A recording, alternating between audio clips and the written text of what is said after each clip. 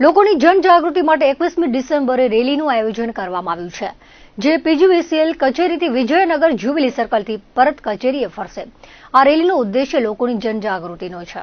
પશ્ચિમ ગુજરાત વિદ્યુત લિમિટેડ દ્વારા વીજળી બચત પ્રધાનમંત્રી સોલાર યોજના અને અકસ્માતથી બચાવવા જનજાગૃતિ કેળવવા અંતર્ગત અભિયાન ચાલી રહ્યું છે.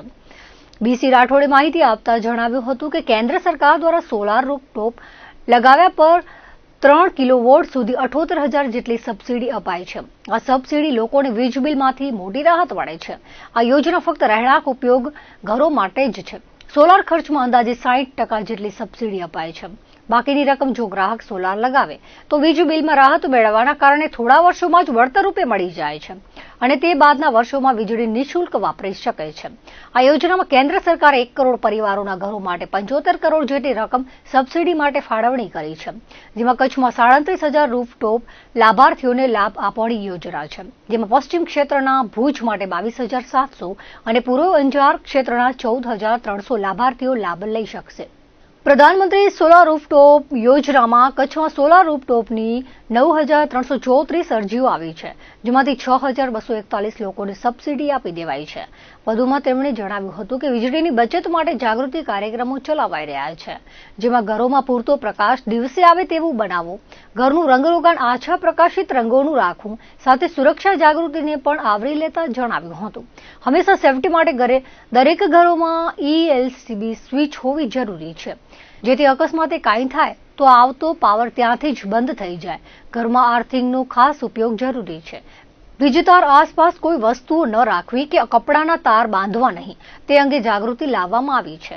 ગ્રામ્ય વિસ્તારોમાં યોજાતી ગ્રામસભા, કૃષિ મેળા, ગરીબ કલ્યાણ મેળામાં પીજીવીસીએલની ટીમ દ્વારા લોકોને જાગૃત કરવામાં આવે છે. સાથે શહેર ગ્રામ્ય વિસ્તારમાં બસ સ્ટેશન, જાહેર માર્ગો, ગ્રામ પંચાયતની કચેરીઓમાં બેનરો લગાવી જાહેરાત કરાય છે. ખાસ તો 66 kVA સબસ્ટેશનોની આજુબાજુમાં આવેલી પ્રાથમિક શાળાઓમાં વીજ સુરક્ષા, વીજ બચત અંગે બાળકોને સમજ અપાય છે. સાથે ચિત્ર અને નિબંધ સ્પર્ધાનું આયોજન કરી વિદ્યાર્થીઓને પ્રોત્સાહિત કરવામાં આવે છે. હાલમાં જો વરલી ગામે યોજાયેલ ગ્રામસભામાં જાગૃતિ ફેલાવવામાં આવી હતી.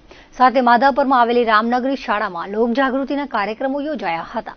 દર વર્ષે આપણે ડિસેમ્બર મહિનામાં ઉર્જા સંરક્ષણ મહિના તરીકે આપણે ઉજવણી કરતા હોય છે અને એના ભાગરૂપે અમારા જીવીનલ તરફથી આ ઉજવણીના ભાગરૂપે જુદી જુદી આપણે પ્રક્રિયાઓ કરતા હોય છે, જેથી લોકોમાં ઉર્જા સંરક્ષણ તેમજ વીજ બચત તેમજ વીજ સલામતી માટે જાગૃતતા કેળવાય.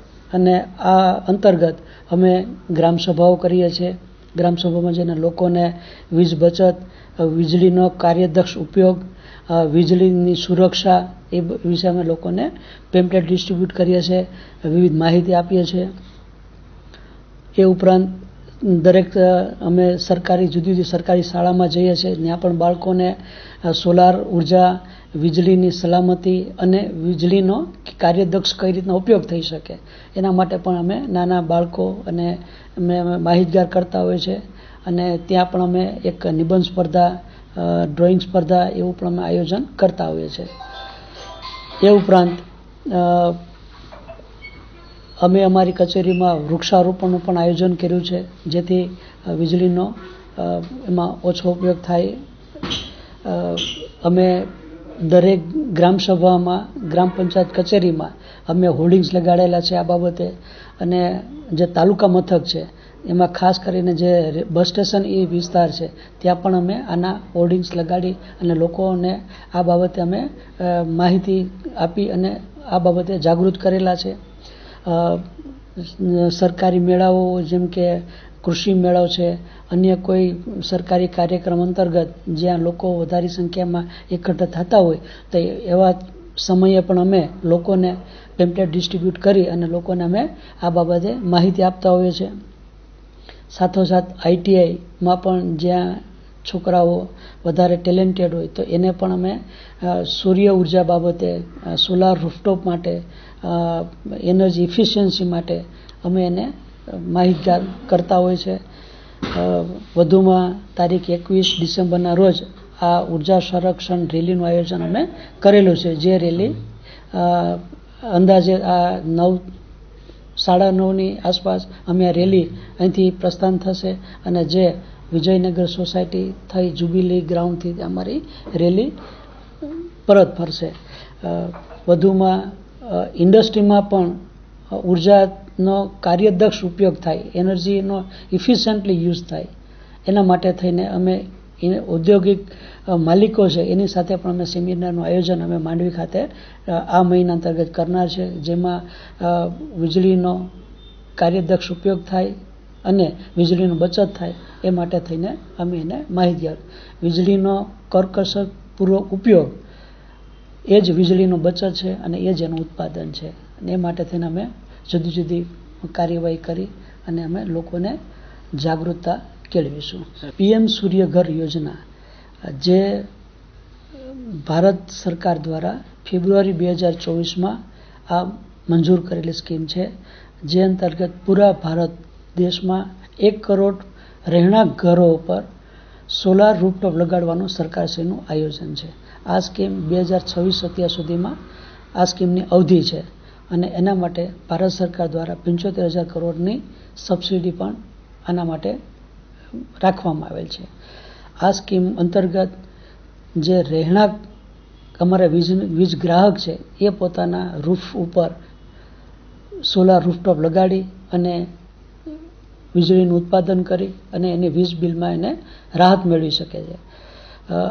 અને આ સોલાર રૂફટોપ લગાડવા માટે 3 કિલોવોટ સુધી સરકાર એને 78,000ની સબસિડી એના ખાતામાં સીધી જ જમા થાય છે. આ સબસિડી પણ ઓલમોસ્ટ મહિના દિવસમાં જે તે ગ્રાહકના ખાતામાં જો સાચી બેંક વિગત હોય તો અમે એના ખાતામાં ટૂંકમાં એમએનઆરઈ તરફથી જમા થતી હોય છે. અને એકવાર સોલાર રૂફટોપ લાગી ગયા પછી લગભગ એનું વીજળીનું બિલમાં મહત્તમ અંશે ઘટાડો થાય છે, જેથી વધુ લોકોને આનો ફાયદો મળે અને એ બાબતેથી વીજ બચત થઈ શકે. માગસરિયા ટાઢથી કચ્છવાસીઓની કસોટી થઈ રહી છે. કચ્છ જિલ્લામાં છેલ્લા થોડા દિવસોથી કાતિલ ઠારનું સામ્રાજ્ય છવાયું છે. ઉતરાતા પવનની ઝડપમાં ઘટાડો થયો છે, પરંતુ કચ્છવાસીઓને ઠંડીથી ખાસ રાહત મળી નથી. જોકે ગઈકાલે દિવસ દરમિયાન વાતાવરણ હુંફાળું રહ્યું હતું. આજે નલિયામાં લઘુત્તમ તાપમાનનો પારો 5.7 ડિગ્રીએ સ્થિર થયો હતો.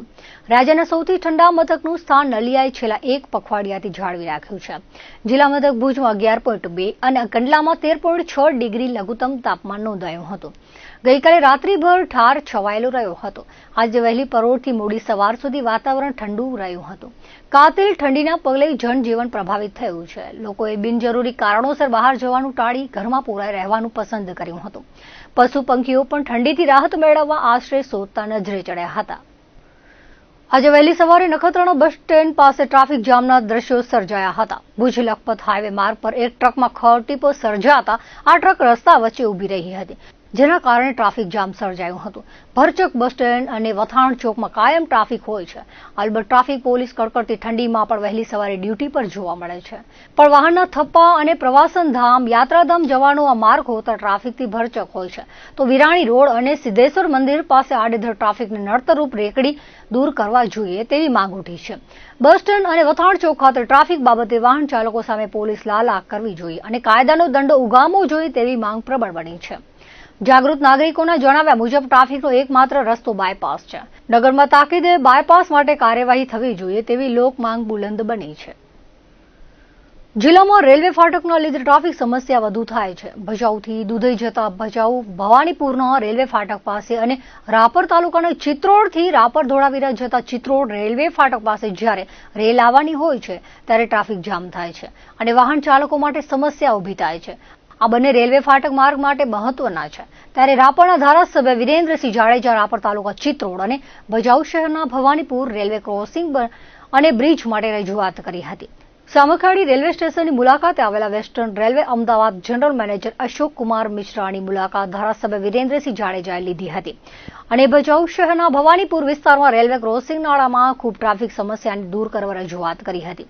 બીજું એક અંડરપાસ બનાવવા અને ચિત્રોડથી રાપર રોડ પર રેલવે ફાટક પર બ્રિજ બનાવવા દરખાસ્ત કરવા ભલામણ કરી હતી અને હકારાત્મક ખાતરી આપી હતી. આમ રેલવે તંત્ર દ્વારા હકારાત્મક વલણ અપનાવવામાં આવતા આગામી દિવસોમાં આ મુદ્દે ગતિવિધિઓ તેજ બનશે.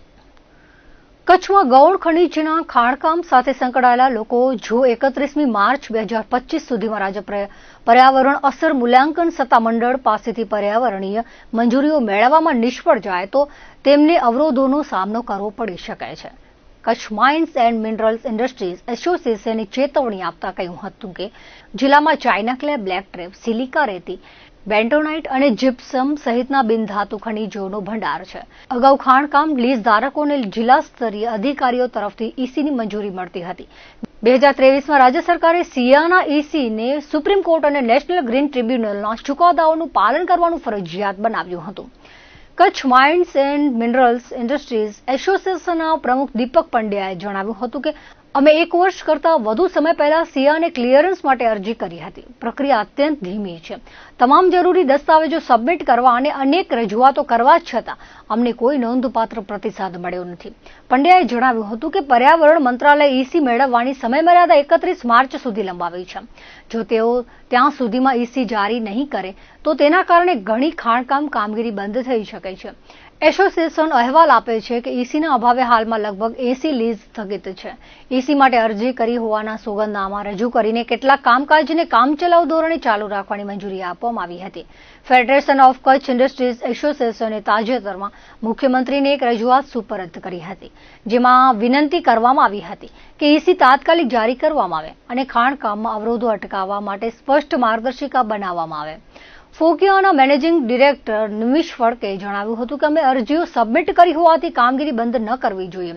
અમે ઈસી તાત્કાલિક જારી કરવા અને વિક્ષેપો ટાળવા માટે માર્ગદર્શિકા ઘડવાની માંગ કરીએ છીએ. ખાણકામ ભારતના જીડીપીમાં મોટો ફાળો આપે છે અને તેને વિક્ષેપિત ન કરવી જોઈએ. દર્શક મિત્રો, આવતા ત્યાર સુધીના કચ્છ ઉદય ટીવી ન્યૂઝ ફરી મળીશું નવા સમાચારો સાથે, નવી અપડેટ સાથે. ત્યાં સુધી મને રજા આપશો. નમસ્કાર.